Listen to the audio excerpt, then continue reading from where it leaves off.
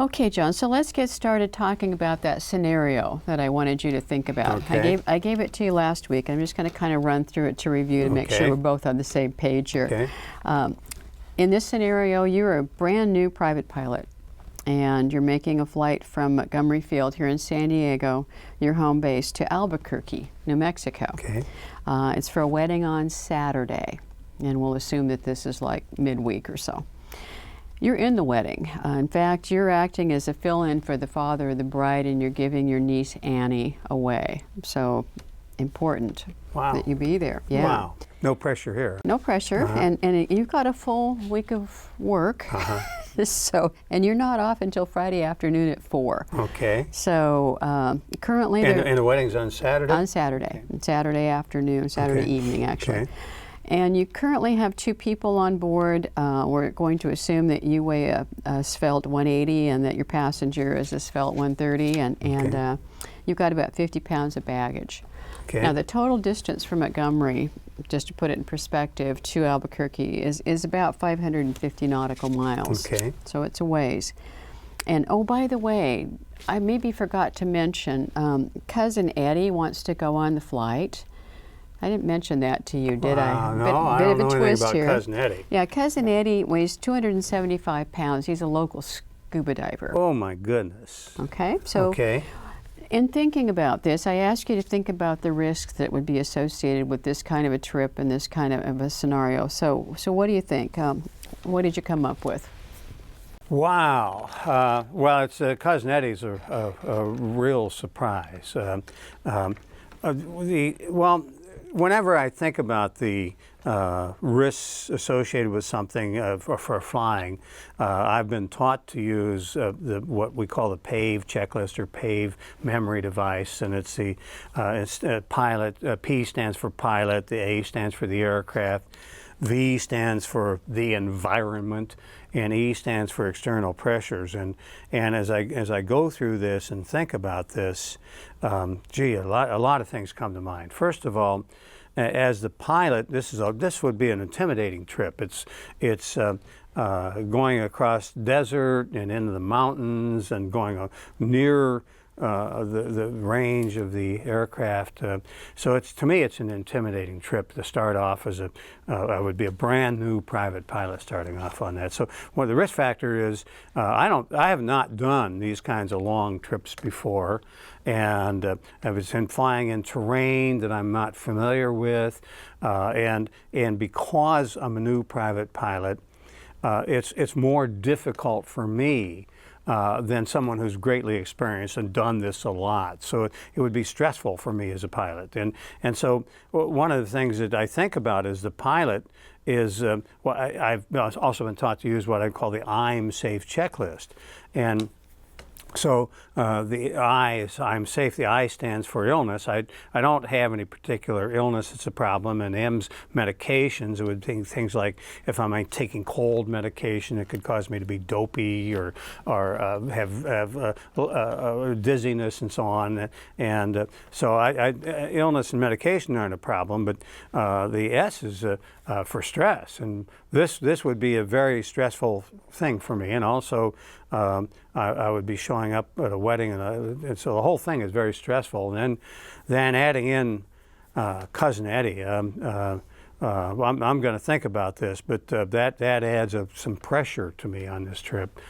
So I'm going to think about that. So I think stress is a real risk factor on this trip, and for the reason of the event, the reason that it's a new terrain to me, bigger distances than I've done before. So I would be stressed about this. And the A stands for alcohol. Well, I'm not drinking, so but I couldn't drink within 8 hours of the flight. 8 hours, bottle of throttle, and I couldn't, and I have to have my blood alcohol level down to 0.04%, less than 0.04%. Well, there's sometimes if coming home might be a factor because I was going to ask, if I go to a wedding, I mean, it's possible it could be more than 8 hours, and I still have more than 0.04% in my system. I'm very cautious about drinking because I know that if I feel bad, I won't perform as well. So, I wouldn't get into the problem of 8 hours of bottle of throttle or the 0.04%. But even a little bit of drinking, I can feel lousy the next day. So that's something I have to be careful of. And so alcohol is a risk factor that I would be controlling. And then F is fatigue, and this is a risk factor here because of a long cross country. And let's assume that we make it all the way to Albuquerque. I'm going to be fatigued on the other end. I'm working pretty heavy schedule. Odds are I'd be leaving fatigue. So fatigue is a risk factor I need to manage. And so. And while we're talking about that, how would you manage the risk of the fatigue? Just thinking about that. Well, I'm thinking right now on this trip that I don't want to try and do this on a Saturday. I'm thinking that even though it would cost me money, I'm thinking that what I would need to do is start the trip on Friday.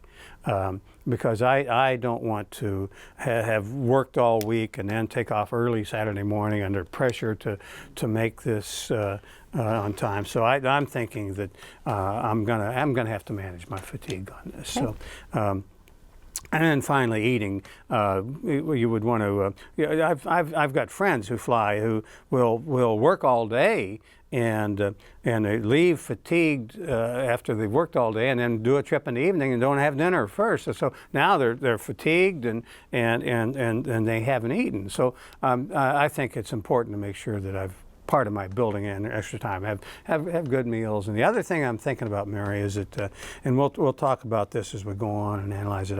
I'm thinking about I don't want to try to do all the way to Albuquerque in one day. I just think that breaking that trip up would help me a lot. So I think that what I did is when I planned this, and I was going to tell you this as I go over the route with you, I'm thinking about making a stop in Payson, Arizona. Okay. And I'll tell you why on all of that. So finally, I'm safe. The E stands for eating. So as I think, when I'm going through this and thinking about the risks involved in this scenario, one of them is me, the pilot, and I can mitigate those risks by leaving earlier, putting a stop in it, and kind of spreading it out a little bit. But I don't want to be stressed and fatigued, and I'm gonna work on mitigating those.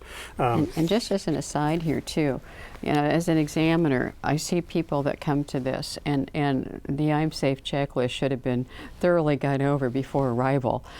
The fatigue factor, the stress factor, all of those enter into this situation too.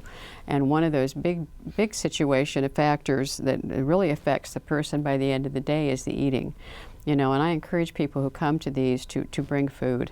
It's just fine. They don't even have to share, but snacks are good, having some kind of protein, because I've seen people get to the end of this exam and they are so tired and so fatigued from not eating and from being stressed out. So you wouldn't be unhappy if someone brought something to eat in the middle of I encourage it, and I encourage bringing water or some kind of hydrating drinks, so that you're at your best and you're not fading as we get into the airplane. I've seen people fail the exam who probably wouldn't have because they just had not taken care of their physical need to eat and drink. So just an aside on this. So your choices on this are good life choices. Well, I hope so. I think that managing the pilot is one of the risk factors is an important thing here, and so that's my strategy. The A in the PAVE checklist stands for the aircraft, and I've just bought this 172. It's just a wonderful aircraft. It's got G1000. It's brand new. It's just a wonderful airplane.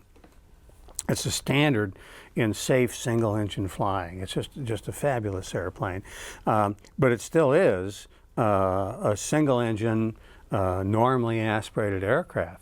So that's actually, the aircraft is a limitation. It's a risk factor because I'm going to be flying, it has a certain range, and I'm going to be also flying in some higher elevations. I don't know that I've told you yet, Mary, but when I did my weather briefing, we'll talk about it later, I found out that there's going to be some high winds. I think they're acceptable, but in the Colorado River area, and the terrain's lumpy around in that area, and so you'd have updrafts and downdrafts. So I've lived with the limitations of a Cessna 172. It's not going to climb like a jet. It's a single-engine, normally aspirated aircraft. So that's one of the risk factors, and I just have to live within the limitations of the aircraft I'm flying. Okay, John. So what if you got a call from your maintenance folks, and when they were doing the 50-hour or the oil change on the airplane, on your airplane, it appears My beloved 172, your beloved right? aircraft, Yeah, yes, right. your good friend, that there may be some oil, some metal showing up in the oil, and they want to analyze that. They're suggesting that perhaps you might want to put together an alternate airplane for this trip. Maybe there's a 182 on the field that doesn't have the G1000, but it would go faster. What would you think about adding that to your scenario? Of course, I'm very as happy as I am with my 172. It would be a lot of fun to fly a more capable airplane. It has a constant speed prop. It has more horsepower. I would love to fly that. But the problem is, we're just a few days.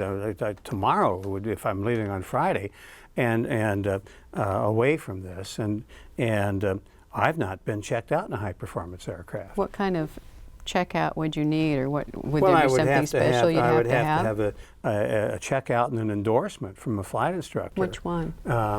Which endorsement would you need to Well, have? for a high-performance aircraft, Okay. one of more than 200 horsepower and constant speed prop. Good. And I don't have that endorsement. And even if I were endorsed, I mean, this is a new airplane to me. I'm very comfortable, very familiar. I'm not real fond of the idea of my starting off on this big, long trip in an airplane I'm not familiar with. So I think it's. I think if I can't even evaluate it, Mary, because I've not been endorsed in that aircraft. I have no experience in it, so I'm not ready to do that. By the way, it's got steam gauges. Would that be easier?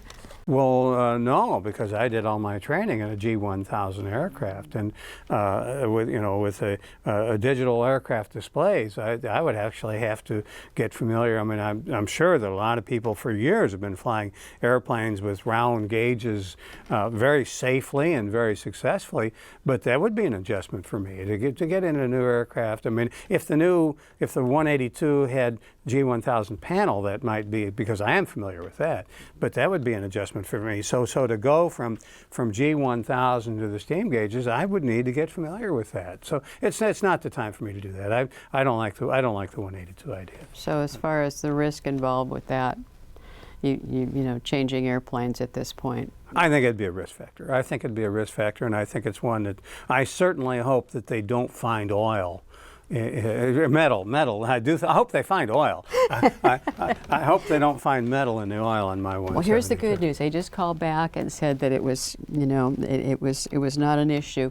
Your airplane will be ready on Friday. Well, boy, what a fast-acting shop. That's just wonderful. Yeah, we want to pass those cards out. Yeah, right. Yeah. No, but I was not going to be able to accept the idea of flying the 182. If we could have found an airplane that I am familiar with, a 172 with G1000, I could have done that, but I'm not be able to do that. Great. So, Cousin Eddie really wants to go. You said something about that may not be something you're comfortable with. What's your? Well, the big limitation, if Cousin Eddie wants to go in my 172, you say 275 pounds? He's a healthy boy. Let me clear some of the stuff off the table here.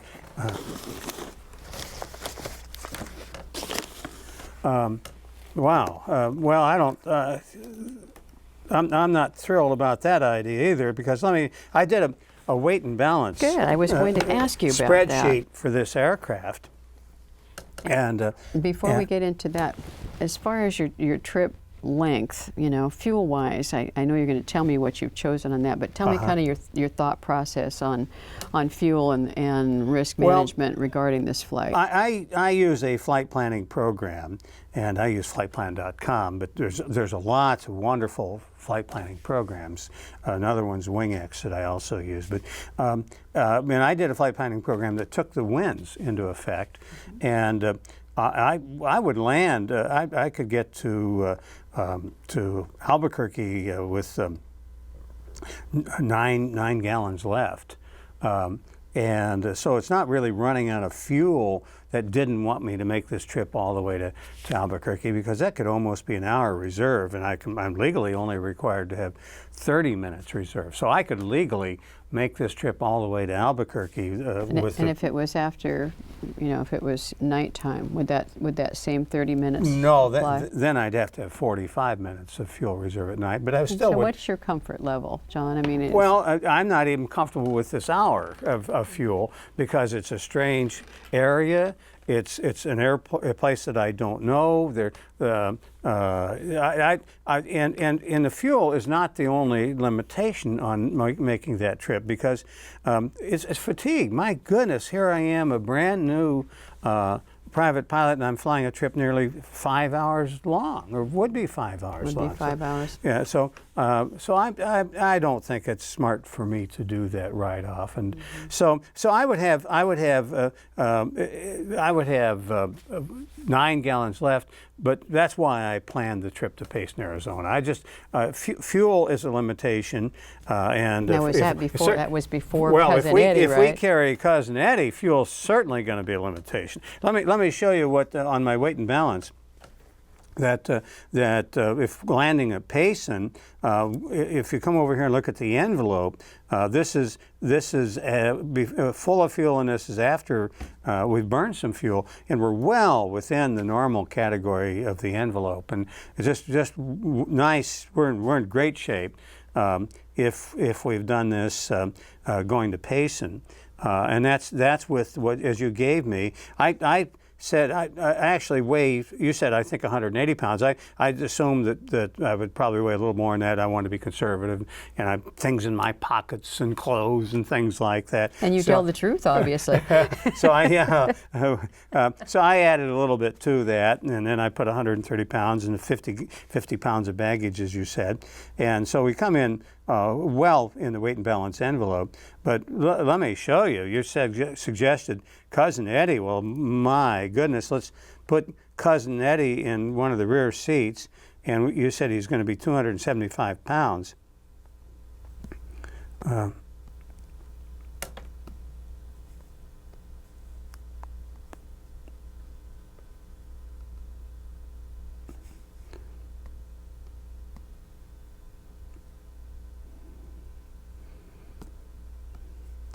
And now we're out of the envelope from weight and balance with Cousin Eddie. It's over, airplane's over gross weight. So what we would have to do is reduce fuel.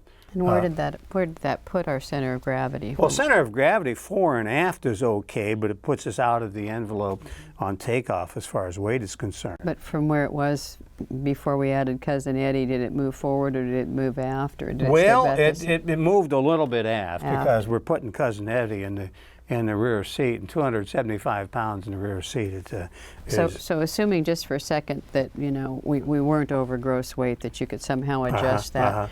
What would that do to how the airplane flies as far as flight characteristics, John? Well, it's anytime you move the center of gravity aft, the aircraft becomes less stable because there's less downforce on the tail, and it's the downforce on the tail that helps make the airplane stable in flight. So the airplane would be easier to over-control the aircraft. And that might take us toward that challenge of stalls, right? Well, it makes it a little harder to fly, and with the weight aft, it's a little harder to recover from a stall. So all of those things. Again, I'm a brand new a private pilot. So getting myself into a situation now, I would have an aircraft that's very heavy, aft loaded. Have you ever had a backseat passenger before? Not a 275-pounder. One time we took a 110-pounder with us when I did some instruction, but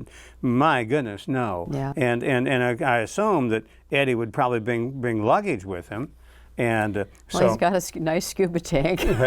yeah. So let's assume that Eddie is very moderate about it, and let's assume that he only brings with him, we'll say 25 pounds. It's still going to be a problem. So let's put 75 pounds back there instead of the 25, and now we're really we're really out of the envelope. So what I would have to do let me tell you, I'm very much thinking I don't want to take Cousin Eddie with me. I'll go over the reasons, but what I would have to do is reduce some of the fuel of the airplane.